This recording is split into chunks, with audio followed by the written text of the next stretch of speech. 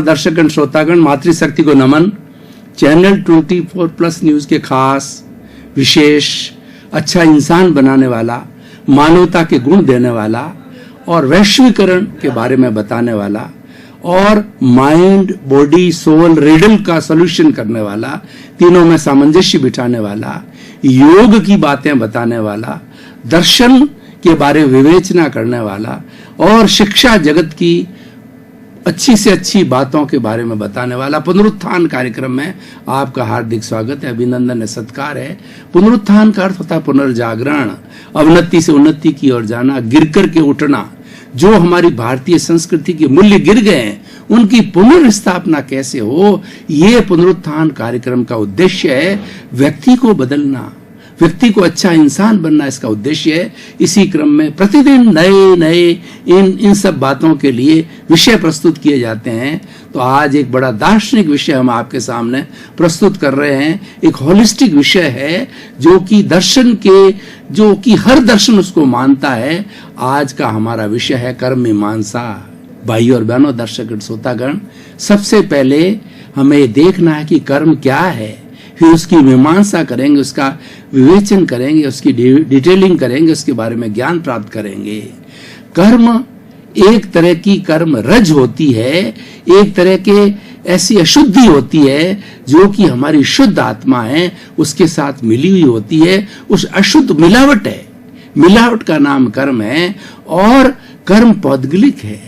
ये उसके साथ मिली होने के कारण जो हमारी आत्मा शुद्ध होगी, जिसको बॉन्डेड सोल कहते हैं, बद्ध आत्मा कहते हैं, और जन्म जन्मांतर से ये बद्ध आत्मा इस कर्म रज के मिलने के कारण बद्ध हो गई है और 84 लाख जीवा योनि में जन्म मरण का चक्कर काटती है और दुख भुगतती है और इस चक्कर के अंदर चलती रहती है।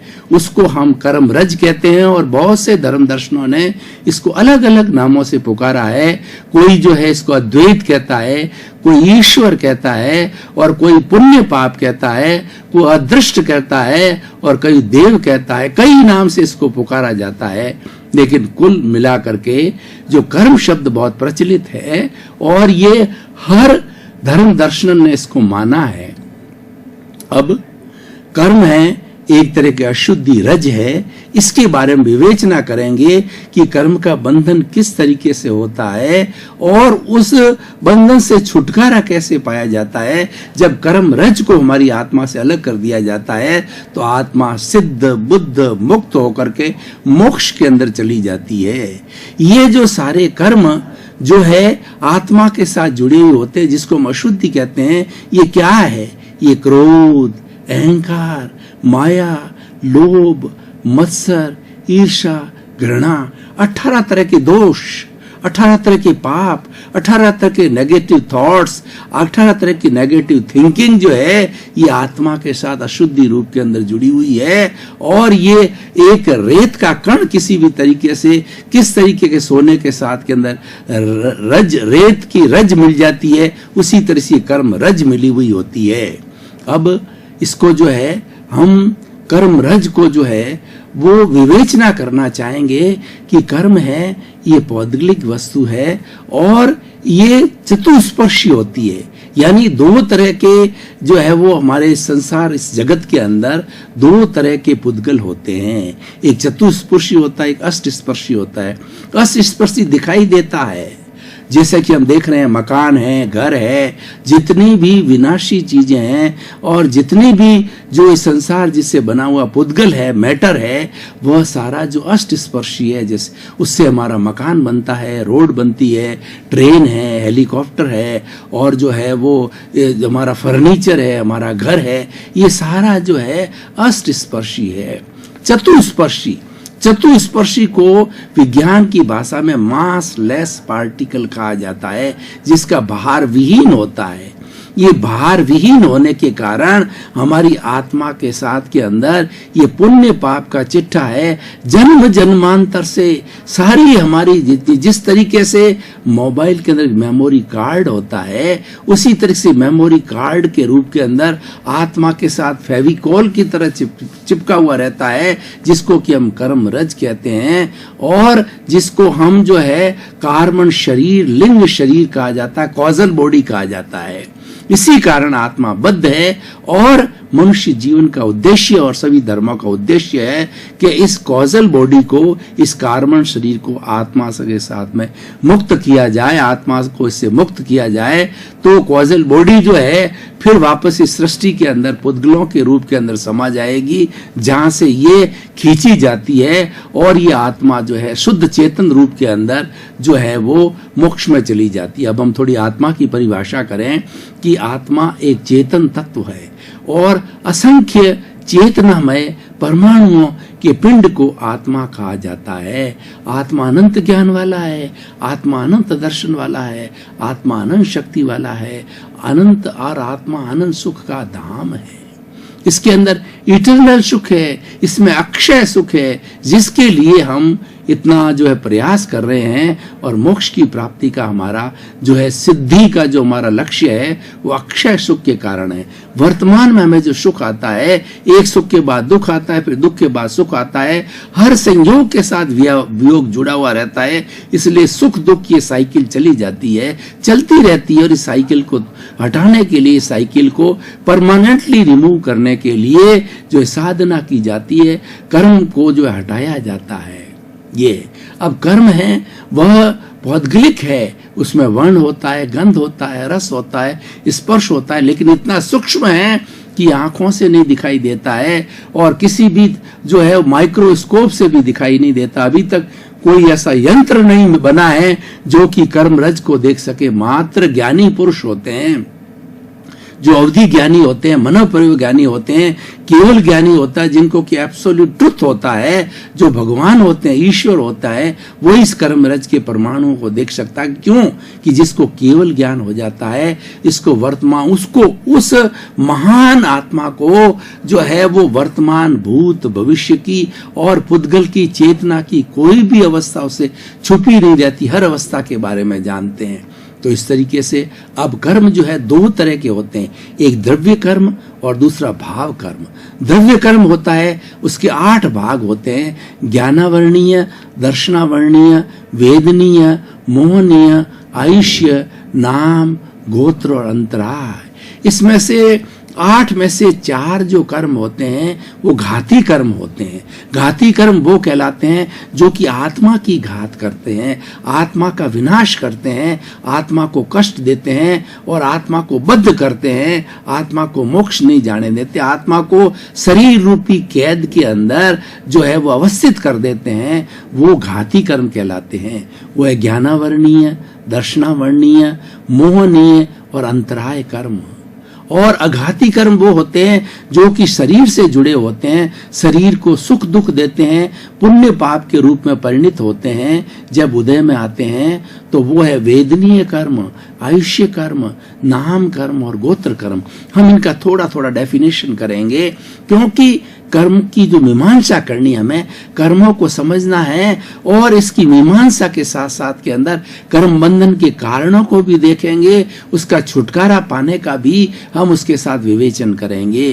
ज्ञानावर्णीय कर्म जो है एक तरह का पर्दा है, एक तरह का ऑब्स्टेकल है, एक तरह का आवरण है, जो कि आत्मा की जो है ज्ञान की शक्ति को जो है ढक देते हैं। ये सब कर्म किस तरीके से ढकते हैं कि जैसी बादलों के अंदर सूर्य है, सूर्य के अंदर प्रकाश हर वक्त रहता है, लेकिन बादल आ जाने के कारण में प्रकाश वो डिम हो जाता है, प्रकाश बहुत धुंधला हो जाता है। उसी तरह से ज्ञान का आवरण पड़ जाता है, तो ज्ञान का आवरण पड़ने से व्यक्ति को याददाश्त नहीं रहती है, स्मरण शक्ति कमजोर हो जाती है और कितना ही पढ़ता है, वो कितना ही रटता है, कितना ही चितारता है, तो उसको याद नहीं होता है और ज्ञान की रुचि भी नहीं होती है, ज्ञान के वो अज्ञानी हो जाता है। ज्ञानावर्णीय कर्म, ज्ञानावर्णीय कर्म जो है वो आंख पर जो ज्ञानावर्णीय कर्म है आंख पर बंधी हुई पट्टी के समान होता है। जैसे कि आंख के ऊपर हम पट्टी बांध देते हैं तो हमको दिखाई नहीं देता है, उसकी दृष्टि जो है वो लुप्त हो जाती है। तो ये ज्ञान के ऊपर आवरण डालते हैं। अब ज्ञानावर्णीय कर्म बंधन का क्या कारण है? बंधन का कारण ये है, हम किसी ज्ञानी पुरुष की, ज्ञानी पुरुष कौन से होते हैं? अरियंत, सिद्ध, आचार्य और साधु ये ज्ञानी पुरुष होते हैं। इन ज्ञानी पुरुषों की हम आसाधना करते हैं, निंदा करते हैं, उनको कष्ट देते हैं और इनका अनादर करते हैं। और ज्ञान के साधन जो पुस्तकें हैं, हमारी धार्मिक पुस्तकें हैं, उन पुस्तकों का हम अनादर करते हैं, उन पुस्तकों को फेंकते हैं, फाड़ते हैं। यानी ज्ञान के ऊपर हम, या कोई ज्ञान ग्रहण कर रहा है उसकी किताब को छीन लेते हैं, सत्संग चल रही सत्संग होने नहीं देते हैं, उसमें ज्ञान की प्राप्ति के अंदर ऑब्स्टेकल डालते हैं, तो ज्ञानावरणीय कर्म का बंधन होता है। अब किसी के ज्ञानावरणीय कर्म का बंधन हुआ है और वो उसको हटाना चाहते हैं, तो उसको इसकी रिवर्स चलना चाहिए। ज्ञानी पुरुष जो है, अरियंत है, सिद्ध है, आचार्य है, उपाध्याय है और साधु है, उनकी खूब सेवा करना, भक्ति करना, उनका सम्मान करना, उनका नमस्कार करना और उसको अन्न पुण्य, पान पुण्य, लयन पुण्य, शयन पुण्य, नाम पुण्य और दूसरा नमस्कार पुण्य, मन पुण्य, वचन पुण्य, काया पुण्य, 9 तरह के पुण्य होते हैं, उसको ऑफर करना चाहिए। क्योंकि वो ज्ञानी पुरुष होते हैं, उनकी हम जितनी सेवा करेंगे, वैयावृत्य करेंगे, त्यों हमारे ज्ञान और ज्ञान की प्राप्ति के अंदर लोगों का हम सहयोग करेंगे। ज्ञान के साधन जो पुस्तक है, कंप्यूटर है, या जिससे आत्मज्ञान होता है, वो हम साधन किसी को मुहैया कराएंगे, तो ज्ञानावरणीय कर्म धीरे धीरे हटने लगता है। दूसरा दर्शनावरणीय कर्म होता है, वो एक पुजारी की तरह होता है। और पुजारी क्या करता है कि वो भगवान का जो मंदिर है उसके ऊपर पर्दा डाल देता है, और वो पुजारी भगवान के दर्शन करना नहीं देता है, हमें रोक लेता है। तो दर्शनावरणीय कर्म जो है एक पर्दा है, जो कि हमारा ईश्वर के प्रति, आत्मा के प्रति और स्व निरीक्षण करने के प्रति जो है हमारी श्रद्धा जागृत नहीं होने देता है, अश्रद्धा कर देता है। उसी कारण से दर्शनावरणीय कर्म होता है। ज्ञानावरणीय कर्म 5 तरह के होते हैं, दर्शनावरणीय कर्म 9 तरह के होते हैं। दर्शनावरणीय कर्म का बंधन का कारण वही है जो ज्ञानावरणीय कर्म का है। ज्ञानावरणीय और दर्शनावरणीय कर्म एक जोड़ा है, पहले दर्शन होता है, फिर ज्ञान होता है। दर्शनावरणीय कर्म वो होता है कि हम ज्ञानी पुरुष की, अरियंत, सिद्ध, साधु, उपाध्याय, इनकी निंदा करते हैं, इनके प्रति अश्रद्धा करते हैं, इनके ऊपर विश्वास नहीं करते हैं, और जो जितने भी हमारे ज्ञान के साधन हैं उनकी हम निंदा करते हैं, उनकी हम प्रशंसा नहीं करते। तो दर्शनावरणीय कर्म जो है बंधन होता है। इसके छूटने का कारण वही है जो ज्ञानावरणीय कारण के छूटने का है, कि जो ज्ञानी पुरुष है, उन ज्ञानी पुरुष की जो भक्ति करो, उन ज्ञानी पुरुष का जो है वो उनका सानिध्य लो, ज्ञानी पुरुष को जिस चीज की आवश्यकता उसकी वही अवृत करो, और ज्ञान के और हमारे जो आस्था, धर्म की आस्था पैदा करने के लिए साधन जुटाओ। तीसरा होता मोहनीय कर्म। मोहनीय कर्म जो है एक जो है शराबी की तरह है। जैसे एक शराबी अधिक शराब पी लेता है, उसको कोई तरह की जो बुद्ध नहीं रहती है, वो नाली में गिर जाता है, और उसको भान भी नहीं रहता है कि मेरी पत्नी है, कि बेटी है, कि माँ है या दादी है, उसको और मन से अंदर बोलने, यानी वो बेभान हो जाता है। मोहनीय कर्म वाला जो ईश्वर और परमात्मा को भूल करके और वो सारा सेंसुअल प्लेजर के अंदर, ईट, ड्रिंक और बी मैरी, इंद्रिय सुख के अंदर लग जाता है। धन संपत्ति, परिवार, इन सब मोह की चीजों, अटैचमेंट, मोह की चीजों के अंदर लग जाता है, और जीवन भर उसके मोह के साथ, अटैचमेंट के साथ, लालसा के साथ के अंदर वह जुड़ा रहता है। वो ग्रीड के अंदर जुड़ा रहता है, जो क्रोध, मान, माया, लोभ, जितने भी हमारे ये 4 बड़े शत्रु है, इस मोह के परिवार है। तो मोहनीय कर्म बंधन होने का कारण ये है कि हम जो है, जो एकेंद्रिय, द्विंद्रिय, त्रिंद्रिय, चतुरिंद्रिय, पंचेंद्रिय जितने भी जीव होते हैं, उन सब जीवों की घात करते हैं, उनको प्रताड़ना देते हैं, उनको मारते हैं, पीटते हैं, उनको दुख देते हैं। प्राणी मात्र को दुख देने से हमारे मोहनीय कर्म का बंधन हो जाता है। इस कर्म का बंधन का छूटने का कारण यह है कि आप भगवान से, ईश्वर से भीतर विराजमान शुद्ध आत्मा भगवान से हमेशा ये आशीर्वाद लो और उनके सामने संकल्प करो कि प्राप्त मन वचन का ऐसे जगत के किसी भी जीव को किंचित मात्र भी दुख ना हो, दुख ना हो, दुख ना हो। ये ईश्वर मुझे ऐसी शक्ति दो, जागृति दो, ये हर क्षण मांगते रहो। तो उससे जो है आप जो है समस्त जो है 84 लाख जीवा योनि के त्रस्त और स्थावर प्राणियों की जो हिंसा है उसको रोक देंगे, और जितनी जितनी ये हिंसा रुकेगी उतना उतना हमारा मोहनीय कर्म डाइल्यूट होता जाएगा, विलीन होता जाएगा, हमें अनासक्ति होगी। और इसके छूटने के कारण यह है कि प्राणियों का जो है किसी तरह कष्ट देना बंद कर दो, दुख देना, प्राणी मात्र को दुख देना बंद कर दो। मन से, वचन से, काया से, करने से, करवाने से, अनुमोदने से किसी भी प्राणी को किंचित मात्र भी दुख न दो। स्वयं अपने आप को दुख न दो, अपने प्रति भी नेगेटिव थिंकिंग मत रखो, अपने प्रति भी भाव मत दिगाड़ो। एक अंतराय कर्म होता है चौथा, ये घाती कर्म। अंतराय क्या होता है? ये ऑब्स्टेकल है। ये अंतराय का मतलब रोकना। ये 5 तरह का होता है: दानांतराय, लाभांतराय, भोगांतराय, उपभोगांतराय और वीर्यांतराय।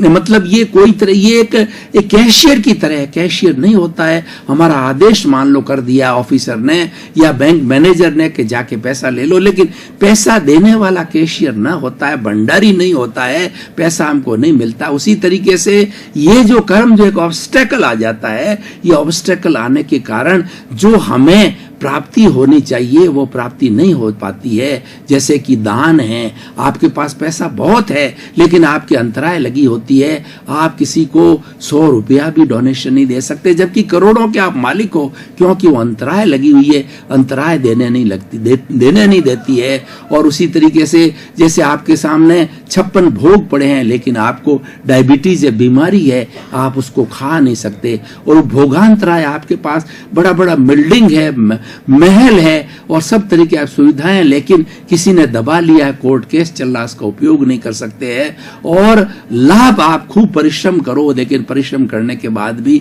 लाभ, प्रॉफिट है, वो नहीं मिलता है। और वीर्यांतराय मतलब शरीर के अंदर जो वीर्य होता है, शक्ति होती है, वो शक्ति बिल्कुल आदमी जो है शक्ति शून्य हो जाता है, शिथिल हो जाता है, कमजोर हो जाता है, बीमार हो जाता है। अब अंतराय बंधन का कारण क्या है? हम किसी को दान में, लाभ में, भोग में, उपभोग के अंदर किसी भी व्यक्ति के ऑब्स्टेकल डालते हैं। कोई 2 व्यक्ति के बीच के अंदर ट्रांजैक्शन चल रहा है, सेटलमेंट हो रहा है, एग्रीमेंट हो रहा है, हमने उसके बीच में ऑब्स्टेकल डाल करके उसको रोक दिया। कोई डोनेशन दे रहा है, उस डोनेशन को जो उसको हम उसमें भ्रांति पैदा कर दी, उसको रोक दिया। और कोई व्यक्ति भोजन कर रहा है, उसकी हमको थाली जो हमने छीन ली, और कोई व्यक्ति साहसी व्यक्ति है, उसको हमने मार दिया कर दिया, उसके वीर्य का हनन कर दिया, उसकी शक्ति का हनन कर दिया, तो उस तरीके से बंधन होता है। वो छूटने का कारण यह है कि हम खूब चैरिटी करें, हम लोगों की जो है जो लोगों का खूब मदद करें, हम परोपकार की भावना रखें, और उसके साथ साथ के अंदर जो है हम लोगों को सुख पहुंचाएं, तो हमें ये वीर्यांतराय हटती रहती। इस तरीके से ये घाती कर्म है। अब अघाती कर्म ये प्योरली एकांत पाप होते हैं। और अघाती कर्म जो शरीर से जुड़ा होता है, वेदनीय कर्म, हमारे शरीर में किसी तरह दर्द, बीमारी होती है, सब वेदनीय कर्म से होती है। बीमारी का न होना तो वो साता वेदनीय है, पुण्य का फल है, और असाता वेदनीय वन होती है, हम दर्द होता है, कराते हैं, चिल्लाते हैं, उसके बाद के हम चल नहीं पाते हैं, बीमारी होता है, ये असाता वेदनीय है। और दूसरा होता है वेदनीय और आयुष्य कर्म, जो नरक गति, तिर्यज गति, मनुष्य गति और देव गति, जिसमें से 2 शुभ है 2 अशुभ है। वो हमारी जो देव गति और मनुष्य गति है, ये शुभ आयुष्य का बंधन होता है, और दूसरा अशुभ आयुष्य का बंधन होता है, वो होता है नरक गति और तिर्यज गति के रूप में। हमने जिस तरीके के जो है हमने जो पुण्य और पाप कमाते हैं, उसके अनुरूप हमारा आयुष्य का बंधन होता है, शुभ और अशुभ का होता है। और नाम कर्म, ये इसका खाता बहुत बड़ा है, 103 इसकी उत्तर प्रकृतियां हैं। और जो हमारा वेदनीय कर्म की है, उसकी तो जो है साता वेदनीय, असाता वेदनीय 2 ही है। और उसके बाद के अंदर जो हमारा जो वेदनीय कर्म है, आयुष्य कर्म की 4 प्रकृति है, और नाम कर्म की 103 प्रकृति है। सबसे बड़ा खाता है इसी का ही है। गति, जाति, हमारा शरीर, वर्ण, गंध, रस, स्पर्श, शरीर के सब इंद्रियां, और दूसरा के शरीर का एक एक अवयव, और शरीर का एक एक हमारा जो है वो सिस्टम, कर्म, ये सब उसके अंदर आते हैं। और दूसरा क्या है कि बड़ा एक जो है पुण्य का कार्य होता है, तीर्थंकर गोत्र का बंधन भी होता है, यश की प्राप्ति करना, अपयश की कार्य, शुभ और अशुभ दोनों तरह का होता है। तो ये जो है हमारा शुभ नाम कर्म का जो है वह बंधन क्यों होता है कि हमारे 3 तरह के जो है मन, वचन और काया, 3 ऐसे अंग है जिसके माध्यम से हम कोई भी प्रवृत्ति करते हैं, उसके जो है वो कथनी और करनी में अंतर होता है। कहते कुछ हैं, बोलते कुछ हैं, करते कुछ हैं, यानी ये झूठ का हम जितना उपयोग करते हैं, कथनी करने की असमानता के कारण जो है हमारे ये शुभ और अशुभ का, अगर हम कथनी करने में अंतर नहीं होता है तो शुभ नाम कर्म का होता है, और होता है तो ये अशुभ नाम कर्म का बंधन होता है। इसका छूटने का कारण यही है कि हम कथनी करने की समानता रखें, कथनी करने में कोई अंतर न रखें, मन वचन काया को शुद्ध रखें, इसको अशुद्ध नहीं रखें, अपने भाव को अशुद्ध नहीं करें। तो इस तरीके से हमारा वेदनीय कर्म, आयुष्य कर्म, नाम कर्म, गोत्र कर्म हमें सोशल सिस्टम देता है। शुभ गोत्र, अशुभ गोत्र है। जो अशुभ गोत्र का हमारे बंधन तब होता है जब हम 8 तरह के मद करते हैं, जाति, कुल, और हमारा तप है, ऐश्वर्य है और ज्ञान है। इस तरीके 8 तरह का जो हम घमंड करते हैं, उस घमंड के कारण जो है हमारा सोशल स्टेटस गिर जाता है, अशुभ का बंधन होता है। और हमारी अच्छी जाति है, अच्छा कुल है, अच्छा ज्ञान है, अच्छी तपस्या है, अच्छा ऐश्वर्य है, उस पर अहंकार नहीं करते, निरंकारी जितना जितना हम रहते हैं वो शुभ जो है हमारे गोत्र का बंधन होता है। इस तरीके से 8 कर्मों का विवेचन है। भाई और बहनों, दर्शकगण, श्रोतागण, अब समय की अल्पता को देखते हुए इस कर्म मीमांसा के विषय को जो मैं आज के परिप्रेक्ष्य में देखना चाहता हूं कि प्राणी मात्र जो भी आत्मा में विश्वास करता है, पुनर्जन्म में विश्वास करता है, जन्म मरण के अंदर विश्वास करता है और भूत भविष्य वर्तमान में विश्वास करता है, वो सभी कर्म को मानते हैं।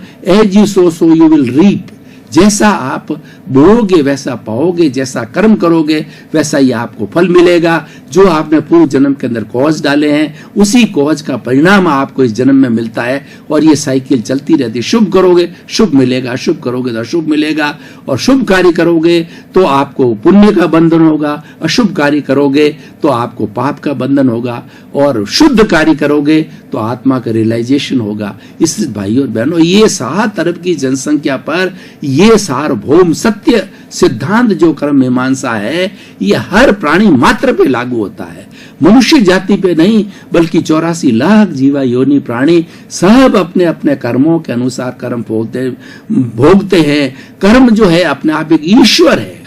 जैसे हम कहते हैं कि ईश्वर की आज्ञा के बिना एक पत्ता भी नहीं हिल सकता, तो वास्तव में दूसरे शब्दों में कहा जा सकता वो ईश्वर कौन सा है? वो कर्म है, यानी आपने कैसा किया है उसी का फल मिलता है। ईश्वर जो है यह कार्य, ये बुराई अपने पर नहीं लेता है, वह तो मात्र एक जज का काम करता है कि आपने अगर पुण्य किया है तो अच्छे फल मिल जाएंगे, आपके धन है, दौलत है, परिवार है, सुख है, शांति है, पद है, प्रतिष्ठा है, और सभी लोग आपको चाहते हैं। और हमारी व्यवहारिक भाषा में बात करेंगे, आपको 7 तरह के सुख जो है मिले हुए हैं, तो मानकर चलना चाहिए कि आपके ये शुभ का योग है, आपका पुण्य का उदय है, और उसके विरुद्ध के अंदर आपकी बीमारी है, घर में कलह है, पैसे की आमदनी नहीं है, पैसे की टूटत है, लड़ाई है, झगड़ा है, कलह है, ये सब पाप का उदय है। संतान खराब हो जाती है, दुख हो जाता है, ये सारा पाप का फल है, और ये पाप का उदय आने से ऐसा होता है। तो भाई और बहनों, दर्शकगण, श्रोतागण, आज का एपिसोड ये कहता है as you sow you will reap. आप जो है सुकृत्य करो, शुभ भाव रखो। 2 तरह के भाव हो गए, शुभ भाव और अशुभ भाव। शुभ भाव होता है वो पुण्य का अर्जन करता है, अशुभ भाव है पाप का अर्जन कर रहा है। इन दोनों को छोड़ करके शुद्ध भाव रखो। शुद्ध भाव क्या होता है? आपका सेल्फ रियलाइजेशन, अपने भीतर विराजमान शुद्ध आत्मा भगवान का दिव्य दृष्टि से दर्शन करो। प्राणी मात्र के अंदर जो है वही आत्मा विराजमान है। दर्शकगण, श्रोतागण, भाई और बहनों, आपका बहुत बहुत धन्यवाद, साधुवाद, आपके प्रति कृतज्ञता। पुनरुत्थान कार्यक्रम को आप देखते रहिए, कभी नागा न कीजिए, रोज देखिए कौन सा एपिसोड आपके जीवन की दिशा को, जीवन की धारा को बदल सकता है, क्योंकि हर एपिसोड व्यक्ति को सुधारने के लिए है, अच्छा इंसान बनाने के लिए है, इंसानियत के गुण देने के लिए, मानवतावादिता की बात करने के लिए है। आपके प्रति मंगल भावना, शुभकामना। आपका जीवन आनंदमय हो, मंगलमय हो। आप सुख से सतायु होकर के खूब इस मनुष्य जीवन का सार निकालिए और परोपकार कीजिए, लोगों का भला कीजिए, लोगों को दुख न दीजिए, लोगों का दुख हरने के अंदर आप सहयोगी बने। यही इस मानव जीवन का सार है। आपके प्रति मंगल भावना।